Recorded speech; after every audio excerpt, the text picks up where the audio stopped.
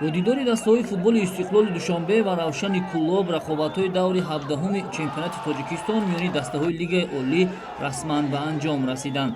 ин дидор дар варзишгоҳи марказии ҷумҳуриявии шаҳри Душанбе баргузор шуда, бо 2 голи беҷавоби соҳибони майдон хатм шуд. дар дақиқаи 32-юми рақобат легионери дастаи Истиқлол Гонсало Габриэл Ритако голи нахустинро зада, ҳамин тавр соҳибони майдон дар қисмати аввали майдондорӣ бартариро ба даст гирифтанд.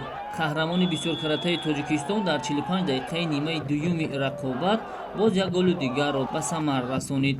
ин навбат низ легионери Истиқлол Владислав Касминин муаллифи гол шуд ва ҳамин тавр ин тими футболи шаҳри Душанбе бо ташаббуси голҳои ду легионери худ ғалабаи навбатии худро дар чемпионати Тоҷикистон ба қайд гирифт.